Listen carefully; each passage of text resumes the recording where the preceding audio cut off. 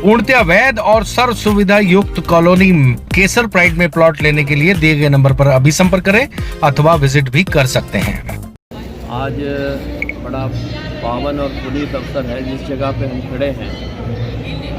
इसकी शुरुआत कमल भारती जी महाराज ने 18वीं सदी में नर्मदा खंड के एक बहुत बड़े तपस्वी हुए कमल भारती जी, और उन्होंने जमात की परिक्रमा शुरू करी और उस परिक्रमा में सबसे उन्होंने जो अपना जो उत्तराधिकार था वो गौरी शंकर महाराज जी को दिया। और गौरी शंकर महाराज जी की इच्छा थी कि मेरे इस जमात में शंकर स्वयं आकर के इस जमात में रहे।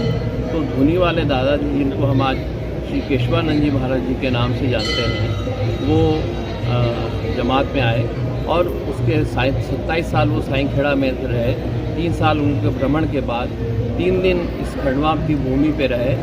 और 3 नवंबर का वो दिन था कि जिस दिन दादाजी ने यहाँ 1930 में 3 नवंबर 1930 और माघ शीश त्रयोदशी शुक्ल पक्ष की त्रयोदशी में दादाजी ने यहाँ पे समाधि ली।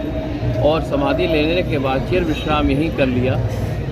जो पार्वती बाई की जो बहन थी नौजा बाई, उन्होंने उनको यहाँ रोका और उन्होंने कहा कि चल, और वो ऐसा रोकना था दादाजी ने कहा कढ़ाई चढ़ाओ, और कढ़ाई चढ़ने के बाद भजन कीर्तन और वो सब होने लगा। लेकिन त्रयोदशी के दिन दादाजी ने यहाँ पे महासमाधि ले ली और इसको 5वां धाम बना दिया। भक्तों के लिए ये 5वां धाम बन गया। और दूसरी बात ये है कि यहाँ पे उस परंपरा में उन्होंने उस समय बहुत सारे संत थे, नित्यानंद जी थे, भास्करानंद जी थे, शिवानंद जी थे, मुरलीधर बड़े भैया थे, गंगाधर ब्रह्मचारी जी थे। तो गंगाधर ब्रह्मचारी जी को नियुक्त किया और 10 दिसंबर 1935 में एक बहुत बड़ी पट्टिका सामने लगाई कि शायद दादाजी को ना मानने वाले यहाँ। अगर आपको मानना है, दादाजी को मानना है, तो दादाजी की मर्यादा और दादाजी के बनाए हुए हरिहर बोले भगवान के बनाए हुए नियम और कार्यक्रम और नियमावली को मानना पड़ेगा। मंदिर निर्माण को लेकर ये छोटी सरकार छोटे दादाजी का देखिए ऐसा है, छोटे दादाजी 12 साल 2 महीने 4 दिन तक इस स्थान पे रहे।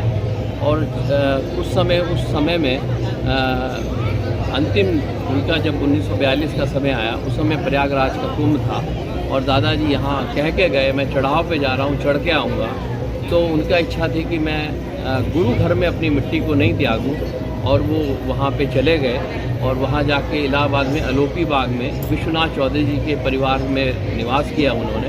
और हमारे भगवान दास भाई जो यहाँ ट्रस्टी भी थे, वो गंगा जल लाए, उनके हाथ से गंगा जल पिया और सदा सदा के लिए जो उनकी इच्छा थी कि सदा गुरु की छाया में मैं रहूं, वो सदा सदा के लिए गुरु के बन के रह गए।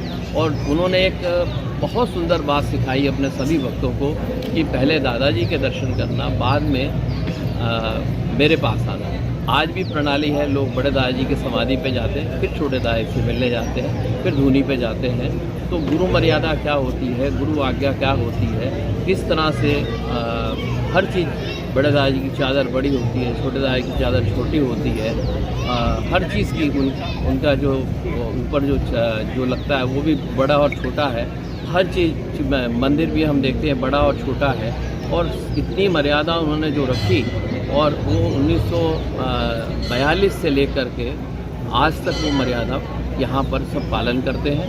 तो कोई भी हो, छोटा हो, बड़ा हो, और किसी भी क्षेत्र का व्यक्ति हो, दादाजी से बढ़ के कुछ नहीं है उसके। और धुनी तब से अखंड चल रही है। देखिए, धुनी का ऐसा है कि ये दादाजी धुनी केवल दादाजी धुनी दरबार से जब लेके चले तो सभी जगह चलती रही। 1934 तक ये धुनी जो सामने की ओर हमारा हिस्सा है, वहाँ पे बड़ी धुनी जलती थी।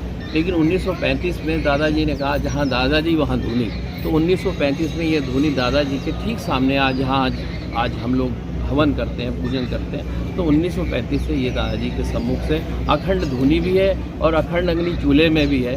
जो चूल्हे में दादाजी की चाहती हुई अग्नि है, आज तक वो अखंड है, उसी पे प्रसाद भंडार बन। पूर्णतया वैध और सर्व सुविधा युक्त कॉलोनी केसर प्राइड में प्लॉट लेने के लिए दिए गए नंबर पर अभी संपर्क करें अथवा विजिट भी कर सकते हैं।